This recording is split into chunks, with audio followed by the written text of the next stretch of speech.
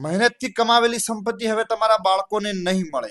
જી હા, નિવેદન છે કોંગ્રેસના નેતા શ્યામ પિત્રોડાએ એક બયાનમાં સંપત્તિનો ઉલ્લેખ કર્યો, જેમાં ભાજપને એકવાર ફરીવાર મોકો મળી ગયો.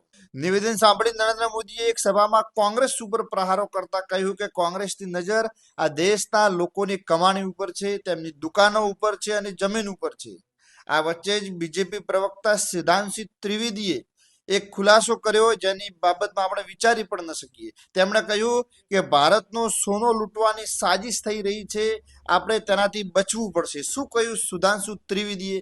सांभलिए आ वीडियो। और मैं तो उनसे पूछना चाहता हूं, विदेश की कौन सी शक्तियां आपको प्रेरित कर रही हैं?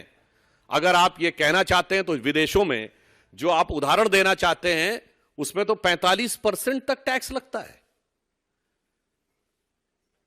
आपको पता होना चाहिए, मैं गंभीर विषय की तरफ ध्यान आकृष्ट करना चाहता हूं। आज मल्टीपोलर वर्ल्ड आगे बढ़ रहा है, डॉलर की हार्ड करेंसी के रूप में भविष्य अनिश्चित हो रहा है। 2-3 बार उन्होंने अपने रेट ऑफ इंटरेस्ट बढ़ाए, उसके बाद भी काम नहीं हो रहा। यानी विश्व भविष्य में हार्ड करेंसी के रूप में गोल्ड की तरफ आगे बढ़ रहा है, और गोल्ड सबसे ज्यादा भारत में खरीदा जाता है, on an average every year 700 ton. क्यों? हर व्यक्ति गोल्ड खरीदता है। गरीब से गरीब व्यक्ति भी यह कहता है कि चाहे मेरे पास 2 तोला 4 तोला सोना हो, मगर वो तोला सोना होना चाहिए। आप उस बचत के ऊपर क्या 45% टैक्स लगाना चाहते हैं? अगर आप विदेश से प्रेरणा की बात कर रहे हैं, जो उदाहरण उन्होंने देने की बात कही है, इसका अर्थ क्या हुआ कि भविष्य में विश्व में जो हार्ड करेंसी हो सकता है, जिसका सबसे बड़ा बेस भारत के अंदर हो सकता है, उस भारत के बेस को ध्वस्त करने के किसी बड़े राजनीतिक षड्यंत्र का हिस्सा तो नहीं है। यह मैं बात गंभीरता से पूछना चाहता हूं।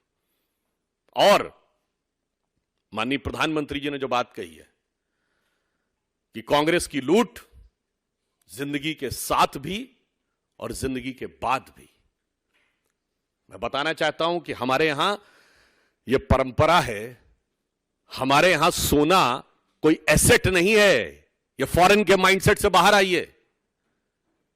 कोई भी हिंदू सनातनी पूजा करता है तो उसमें स्वर्ण रखा जाता है। विवाह होता है तो गरीब से गरीब आदमी हाथ में सोना देता है, और यहां तक कि जब लगता है कि प्राण छूटने वाले हैं तो कहा जाता है यदि घर में सोने का कोई टुकड़ा हो तो वो उनके मुंह में रख दीजिए। किस प्रकार की चीजों के लिए, किस भावना से प्रेरित है? बहुत साफ हो गया, विदेशी मानसिकता से प्रेरित।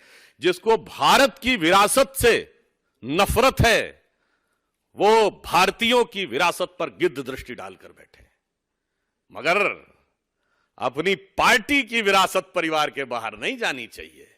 ये वो सारे दल हैं कि मेरी पार्टी तो पीढ़ी दर पीढ़ी ट्रांसफर करेंगे बगैर इनहेरिटेंट टैक्स के।